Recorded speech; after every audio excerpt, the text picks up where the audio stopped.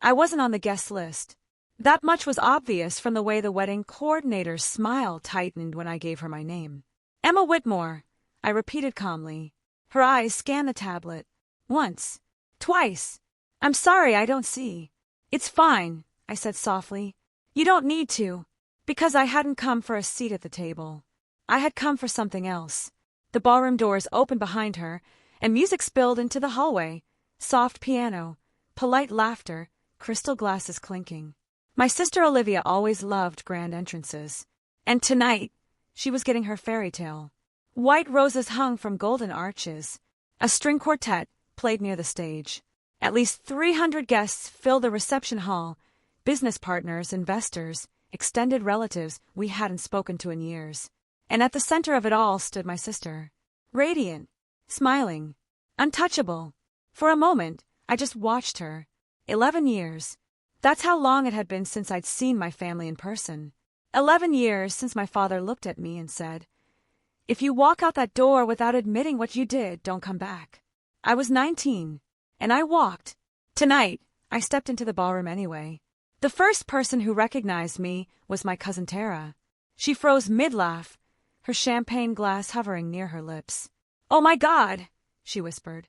That whisper spread faster than the music. Heads turned. My mother was near the cake table when she saw me. Her smile dropped instantly, like someone had flipped a switch. Olivia followed her gaze. And then my sister's perfect bridal expression cracked. Not dramatically, just enough. "What is she doing here?" she muttered, but in a silent room, whispers travel. Her fiancé, Daniel, looked confused. "Who?" "My sister," she replied tightly. "She's not supposed to be here. Not supposed to be here." The words didn't sting the way they used to. Because 11 years ago, I wasn't supposed to exist anymore either. My father approached first. He looked older, grayer, smaller somehow. "Emma," he said flatly, "this is inappropriate. Inappropriate." I tilted my head slightly. "Showing up to my sister's wedding. You know exactly what I mean." Yes, I did. 11 years ago, Olivia accused me of stealing money from our family's company. $200,000 had disappeared from an internal investment account. The week before it was discovered, I'd been helping with basic bookkeeping while home from college. She told my parents she'd seen irregular transfers under my login. She cried. She shook. She said she didn't want to believe I'd betray them, but the evidence was there. My father didn't even ask me for my side before suspending access to everything. Bank accounts, tuition support, my car. I remember standing in the kitchen, swearing I didn't touch a cent. Olivia kept repeating, "I don't know why you do this, Emma. We would have helped you." I hadn't done it, but I couldn't prove that I hadn't, and my parents chose the easier daughter to believe. I left that house with 2 suitcases and $312 in my checking account. Tonight, my mother stepped closer to me, her voice low and urgent. "You need to leave before you cause a scene." I glanced around the ballroom. I didn't realize my presence was that powerful. Olivia walked toward us then, her heels sharp against marble. "This is unbelievable," she said through a tight smile, still aware of watching guests. "You really have no shame." "No shame," I repeated softly. Daniel looked between us. "Olivia, maybe we should." "It's fine." She cut him off quickly. "She just likes attention." Ah, there it was. The old narrative. I met Daniel's eyes briefly. He seemed uneasy, curious, not hostile, interesting. "I'm not here to fight," I said evenly. "Then why are you here?" my father demanded. That was the question, wasn't it? Why would the disgraced daughter return to the one place she was least wanted? I let my gaze drift across the ballroom, to the long head table, to the investors seated near the front, to the banner behind the stage that read, "Whitmore and Hale Strategic Merger Celebration." That caught my mother's attention, too. Her eyes narrowed slightly. This wasn't just a wedding. It was a business announcement, a merger between my father's struggling logistics firm and Daniel's rapidly expanding tech company. A merger that required final financial approval. A merger that required one last external audit signature. Mine. Olivia didn't know that part yet. "You always did love drama," she said lightly, lifting her chin. "But tonight isn't about you." "You're right," I agreed. Her expression flickered, confusion. "Tonight isn't about me. It was about the truth, about numbers that didn't add up, about funds that had quietly disappeared again over the past year, about patterns, and I was very good at recognizing patterns. My phone vibrated in my clutch. A message from Daniel. Unknown number saved earlier that week. Thank you for coming. We need to talk before the announcement. I looked back up at my sister. She thought I came to embarrass her, to beg for forgiveness, to reclaim a place at the family table. But I hadn't come as the girl they cast out. I came as the forensic financial analyst assigned to review the merger, the independent auditor their investors trusted, the woman whose approval determined whether tonight ended in champagne or collapse. And for the first time in 11 years, I wasn't the one standing on unstable ground.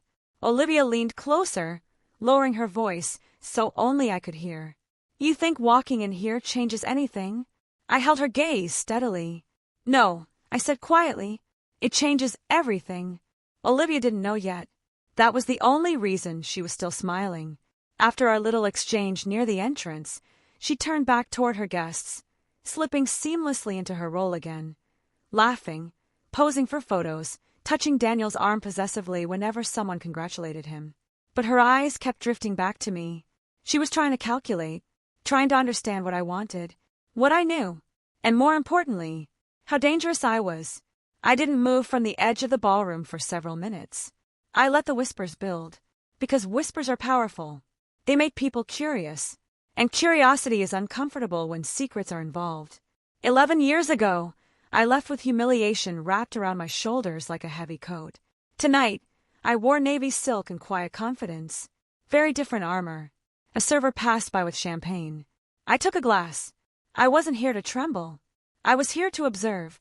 Daniel finally made his way toward me, while Olivia was distracted with a group of investors near the stage. Up close, he looked more tense than I'd realized earlier. Emma, he said softly. Daniel. There was hesitation in his eyes. Thank you for coming. I didn't RSVP. A faint, nervous smile. I know. We stepped slightly away from the crowd, toward the side of the ballroom near the tall windows. I tried to handle this privately, he said quietly. But Olivia insisted the audit delay was just routine. She said the firm assigned to review the merger was overreacting. It's not routine, I replied calmly. His jaw tightened. That's what I was afraid of. 2 months ago, my firm had been contracted by Hale Technologies' board to conduct a final compliance review before signing the merger with Whitmore Logistics. When the file landed on my desk, I didn't immediately recognize the company name. Whitmore Logistics. It took me a second. Then, the blood drained from my face. My father's company. The same company that once accused me of stealing from it. The same company that quietly settled the missing $200,000 without ever finding the true culprit. Or rather, without admitting they already knew who it was. I almost declined the case, but something inside me refused to run again. I built my career on numbers, on patterns, on fraud detection. And when I began reviewing Whitmore Logistics' internal transfers from the last 18 months, something felt disturbingly familiar. Small amounts, irregular dates, strategic movement through subsidiary accounts, carefully hidden beneath vendor payments. It wasn't sloppy. It was intelligent, calculated, and personal. Daniel, I asked evenly, did Olivia ever mention internal discrepancies last year? He hesitated too long. She said it was minor accounting misclassification, that her father handled it. Did you verify that? His silence answered for him. I pulled my phone from my clutch and opened a secure document. I can't disclose everything until the formal review meeting, I said. But I can tell you this. I turned the screen slightly toward him. There's been consistent siphoning from the company's discretionary growth fund. His eyes scanned the figures. How much? Just under $480,000. His face went pale, and it traces back to one administrative clearance profile. He swallowed slowly. Whose? I held his gaze. Olivia's. Behind us, applause erupted as the band transitioned into a louder piece. The room felt smaller suddenly. That's impossible, he whispered. She handles branding, not finance. 11 years ago, I said carefully, $200,000 disappeared from Whitmore Logistics. The transfers were made under my login. His expression shifted, confusion, then dawning understanding. You're saying? I'm saying the pattern is nearly identical. His breathing grew shallow. She told me you were unstable, he said quietly. Jealous of her success. That you fabricated the old accusations when you couldn't accept responsibility. I almost laughed. It wasn't funny, but the predictability of it was almost poetic. She's very good at controlling narratives, I replied. Across the room, Olivia was watching us now. Not smiling anymore. Her hand gripped her bouquet tighter. She doesn't know I asked for the audit acceleration, Daniel admitted. The board wanted everything cleared before tonight's merger announcement. I told her it was a formality. Does your board know about the discrepancies yet? Only that there are pending clarifications. They're waiting on your signature. There it was. The real reason I was here. Tonight, during the reception, Daniel planned to publicly announce the merger, celebrating both the wedding and the business union. But without my signed clearance, the deal wouldn't go through. The investors seated near the front, some of the most influential partners in Hale Technologies, were expecting confirmation. Olivia thought tonight would elevate her. In status, in wealth, in power. She had no idea the entire structure rested on a document still sitting unsigned in my briefcase. I need the truth, Daniel said, voice low and strained. Before I stand on that stage, I studied him carefully. He didn't look like a villain. He looked like a man caught in a web he didn't realize existed. You'll have it, I said, but not out here. His eyes flicked toward Olivia, who had begun walking toward us. She's coming. Good, I replied calmly. Let her come. Olivia stopped a few feet away, smile sharp as glass. Daniel, sweetheart, they're about to start the formal introductions, she said lightly, though her gaze never left me. What could you possibly be discussing with her? Daniel hesitated. Business. She laughed softly. There is no business tonight. Just celebration. Actually, I said evenly, there is business. Her expression froze for half a second. What do you mean? She asked. I tilted my head slightly. You really didn't check who was assigned to conduct the final audit? A flicker of recognition passed across her face. Then denial. That's irrelevant, she said quickly. The audit is procedural. Not when nearly $500,000 is unaccounted for. The color drained from her cheeks, but only for a moment. She recovered fast. You always did love drama, Emma, she said sweetly. Still trying to sabotage things. Sabotage. The word hung in the air between us. 11 years ago, that word destroyed my life. Tonight, it wasn't going to work. I met her gaze steadily. I don't sabotage, I said quietly. I investigate. And for the first time since I walked into that ballroom, my sister looked afraid. Olivia recovered quickly. She always did. Fear flashed across her face for less than a second before she smoothed it over with that practiced, polished smile. You're being ridiculous, she said lightly, adjusting her veil. Daniel, she's trying to create confusion before the announcement. Daniel didn't answer immediately. That silence, it was new. 11 years ago, no one hesitated before believing her. Tonight, someone did. The MC tapped the microphone near the stage. Ladies and gentlemen, if we could have your attention for a special announcement from the bride and groom. Applause filled the ballroom. Olivia slipped her hand into Daniel's and leaned in close to him. Smile, she whispered through clenched teeth. He didn't look at her. He looked at me, and in that look was uncertainty. Good. I stayed near the back of the ballroom as they walked toward the stage. Investors in tailored suits leaned forward expectantly. My father stood near the front row, chest slightly puffed with pride. This merger was his lifeline. Whitmore Logistics had been struggling quietly for years, losing contracts, shrinking margins. He needed Hale Technologies' capital to survive, and Olivia knew that. She always knew where power lived. Daniel took the microphone first. Thank you all for being here tonight, he began. This is a celebration of love and partnership. Polite laughter. Olivia squeezed his arm. And as many of you know, he continued carefully, Whitmore Logistics and Hale Technologies have been in the process of finalizing a strategic merger. My father nodded, smiling broadly. However, Daniel added, voice steady but slower now, we believe in transparency and due diligence. And until every financial review is complete, we will be postponing the official announcement. The room shifted. It wasn't loud, but you could feel it, like air pressure dropping before a storm. Olivia's head snapped toward him. "What are you doing?" she hissed under her breath. Microphone still live enough for those near the front to hear fragments. Daniel kept his composure. "Our independent auditor is still reviewing documentation. We want everything handled properly." Murmurs rippled through the investor tables. My father's smile faded. Olivia laughed suddenly, sharp and forced. "He's joking," she said into the mic.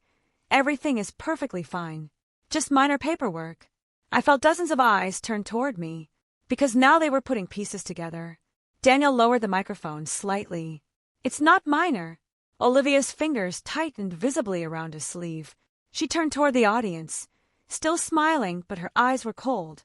"Excuse us," she said brightly. "We'll be right back." They stepped off the stage. My father moved quickly toward them. I didn't need to be close to hear the tone of his voice. Anger. Sharp. Controlled. Panicked. Guests began whispering more openly now. "Is the merger falling through? Did something happen?" I heard there were audit delays. One of Hale's board members glanced toward me, recognition dawning. He'd seen me at the preliminary review meeting last month. He stood slowly and walked over. "Emma," he said quietly, "is this connected to your report?" "It is," I replied calmly. His jaw tightened. "Should we be concerned?" "Yes." No drama. No theatrics. Just truth. Across the room, Olivia broke away from my father and stormed toward me. Her veil trailed behind her like a warning flag. "You need to stop," she said under her breath when she reached me. "Right now." "I haven't done anything," I replied. "You showed up." "Yes." "You spoke to Daniel." "Yes." "You're trying to ruin this." I tilted my head slightly. "If your foundation is solid, Olivia, I can't ruin it." Her composure cracked. "You think anyone's going to believe you?" she whispered harshly. "After what you did? After the way you left?" Ah, there it was again. The script she'd been repeating for 11 years. But tonight felt different. Because tonight, she didn't control all the variables. "You framed me once," I said quietly. "You won't do it again." Her eyes widened, just barely. "You can't prove anything," she said. I held her gaze. "Actually," I replied, "I can."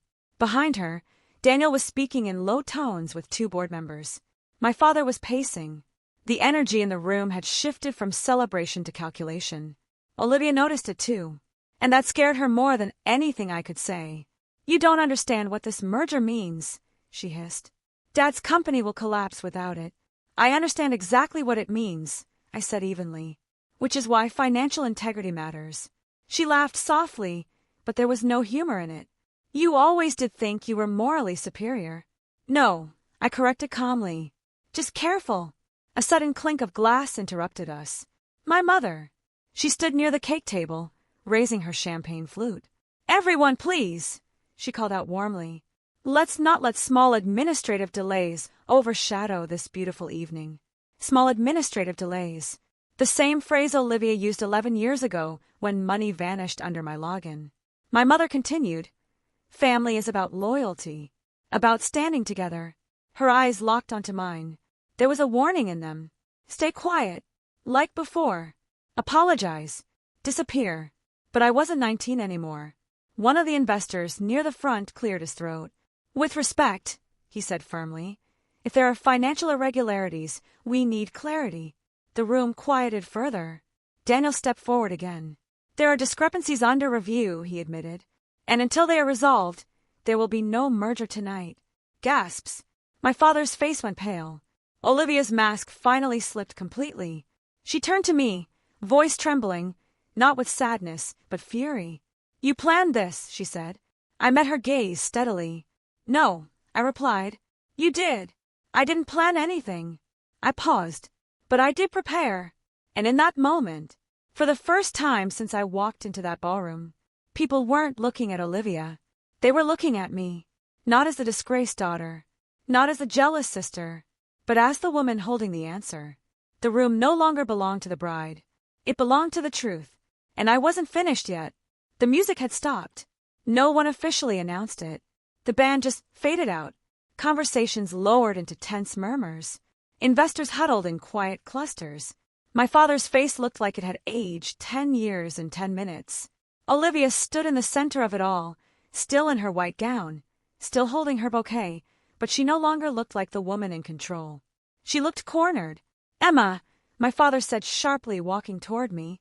"Whatever this is, we can discuss it privately." "We will," I said calmly. "Not here." "I agree." Olivia's eyes flashed. "There's nothing to discuss. This is a misunderstanding." One of Hale Technologies' senior board members stepped forward. "With respect, Ms. Whitmore, our firm doesn't treat $500,000 as a misunderstanding." $500,000. Hearing the number spoken aloud changed something in the room. It wasn't rumor anymore. It wasn't sibling rivalry. It was liability. Daniel ran a hand through his hair. "We need to move this conversation somewhere contained." My mother finally approached, her expression tight but controlled.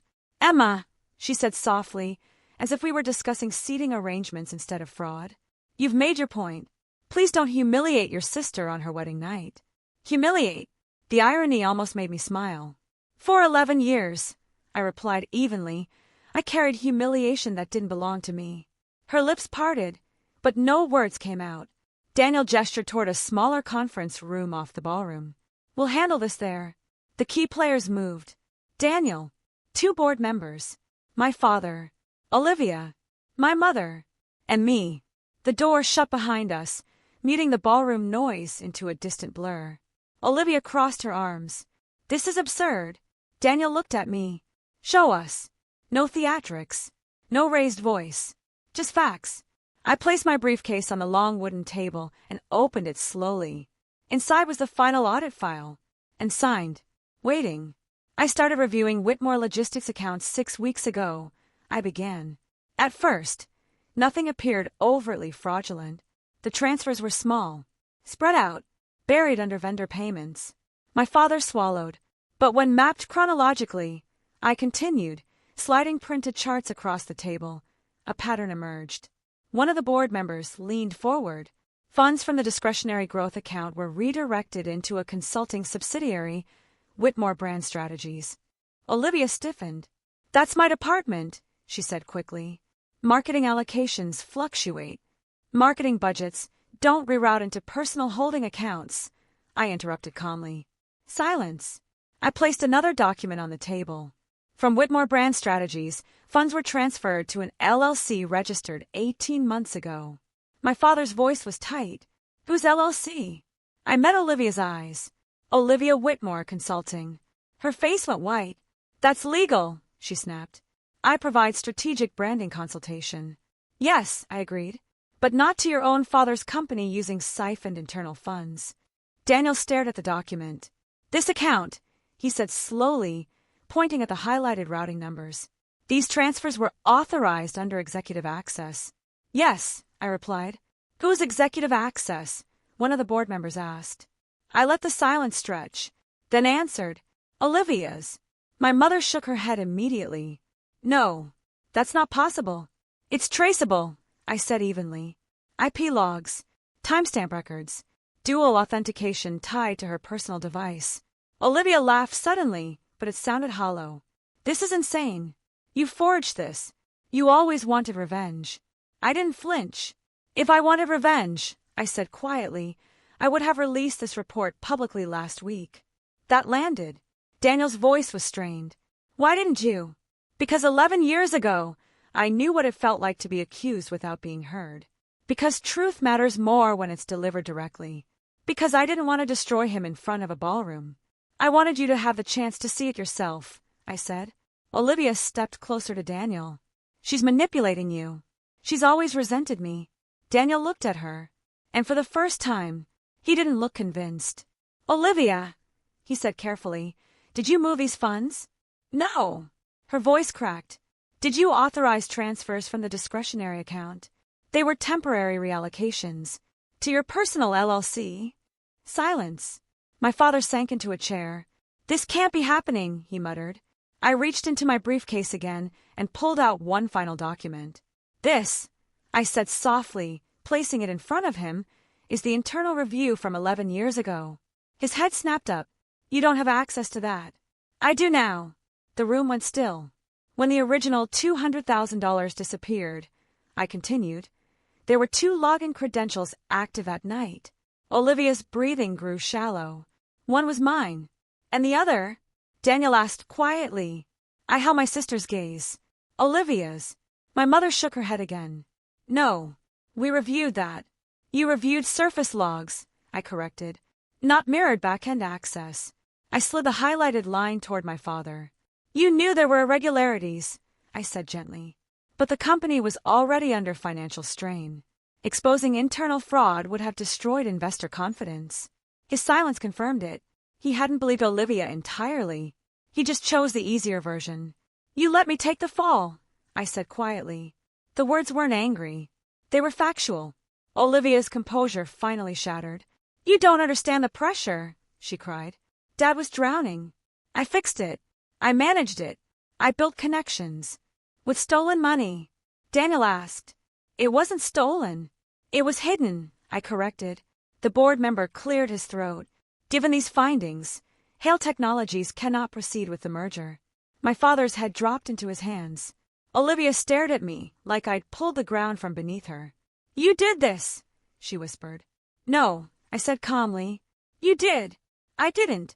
I picked up the unsigned audit report and placed it in the center of the table. You did. And suddenly, the bride wasn't the most powerful person in the room anymore. I was. Olivia's hands trembled as she reached for her bouquet, but it felt heavier than usual. She looked around the small conference room, Daniel, the board members, my parents, and realized she was surrounded. Not by allies, but witnesses.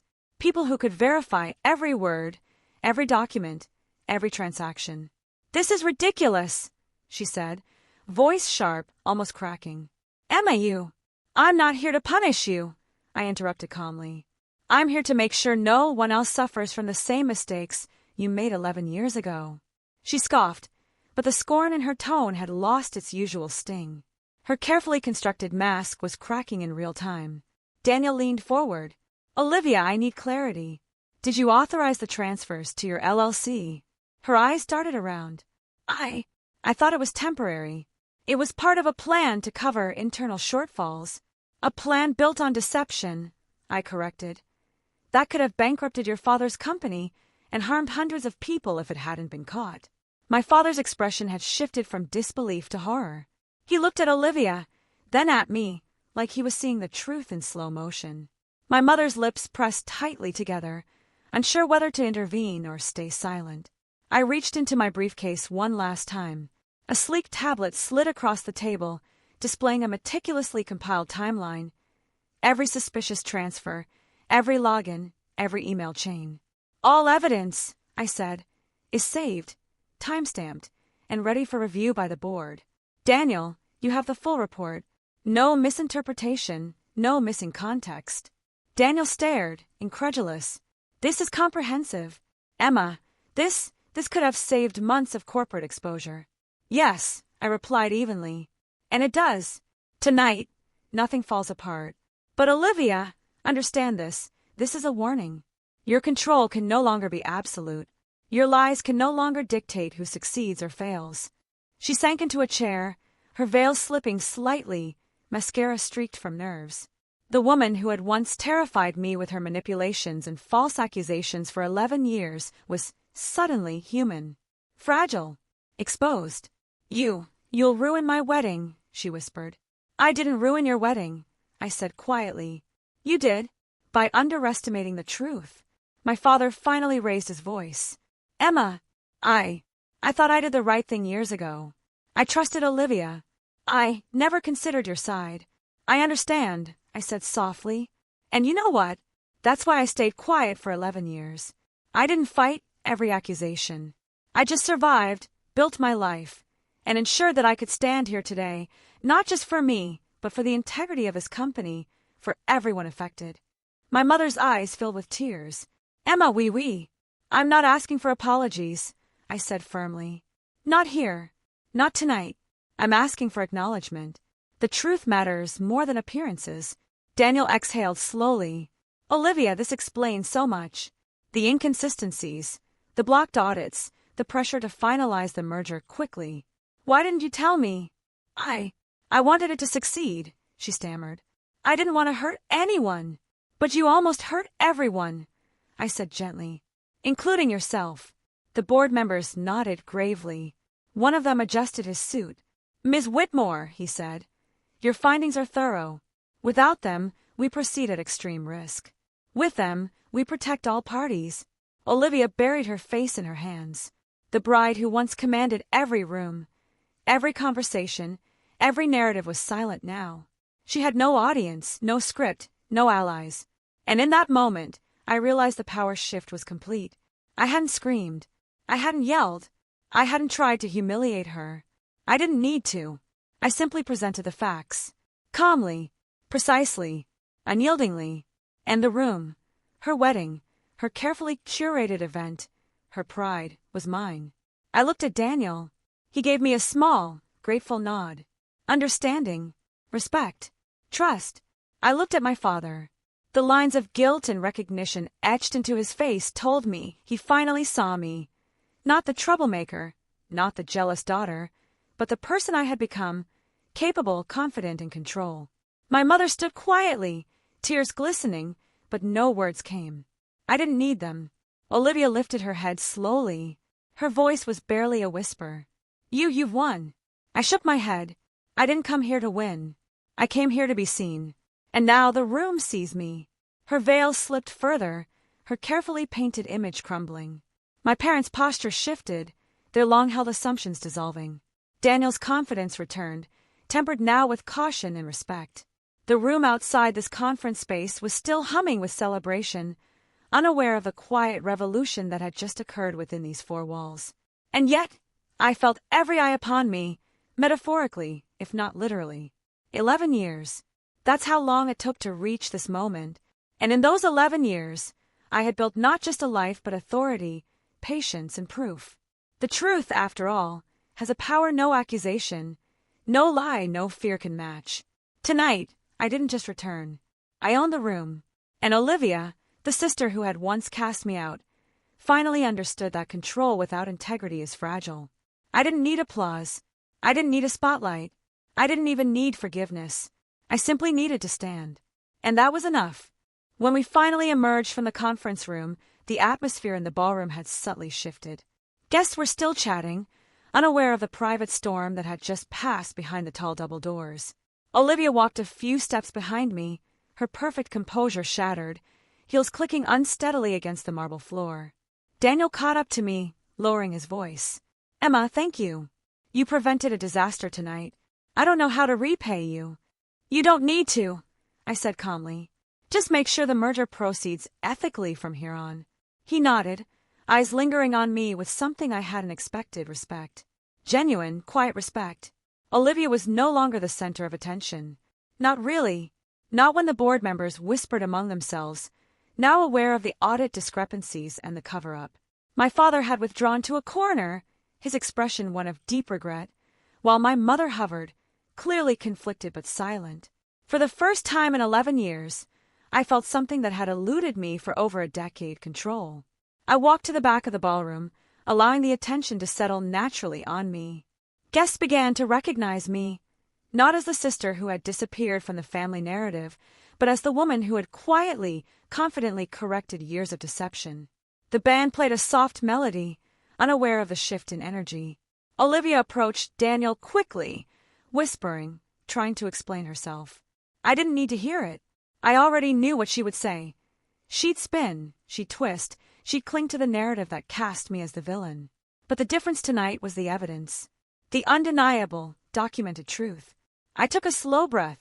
I had spent 11 years believing my family's version of events, carrying shame that wasn't mine.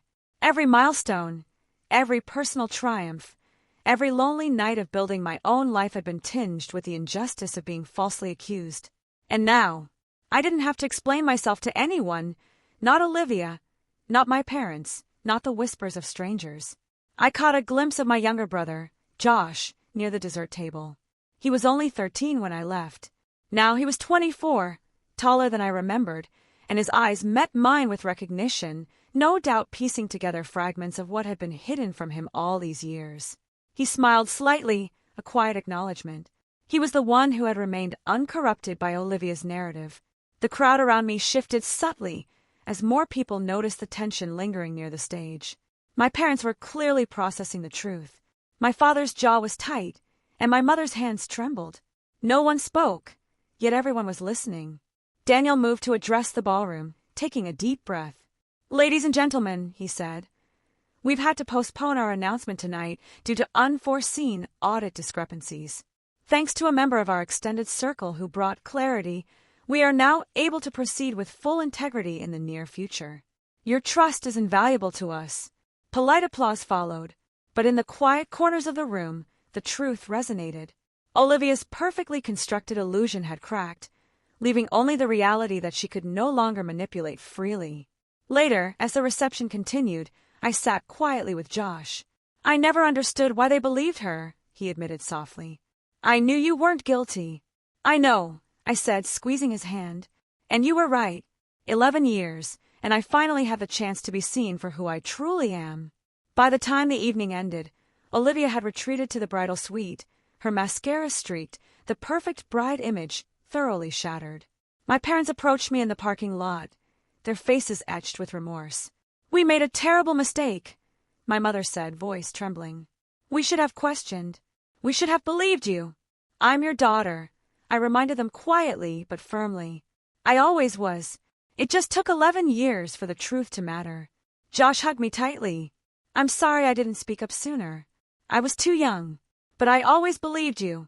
Derek, the man from my past who had originally been involved in the false accusation, was long gone, but the echoes of those 11 years could finally be laid to rest. I drove home alone, exhausted but lighter. The weight of lies and false narratives that had pressed on me for over a decade had finally been lifted. Weeks later, I received a simple email from Daniel. "Emma, thank you. Your courage prevented disaster. The merger is back on track. Olivia and I are taking time to reassess. You have my utmost respect." "Daniel." I didn't respond immediately. I let myself savor the moment, the long-awaited validation, the sense of justice, the realization that I had reclaimed my story. Perhaps the most important thing I learned that night was this: truth doesn't just survive. It thrives when it's presented with calm resolve. Lies may dominate a room temporarily, but they cannot withstand evidence, integrity, and patience. I stepped into the cool evening air and looked up at the stars, a quiet smile on my lips. For 11 years, I had been out of the family story. Tonight, I had written myself back in, not as the accused, not as the cast-out daughter, but as the woman who owned the room, the truth, and finally her own life. And for the first time in a long time, I was free.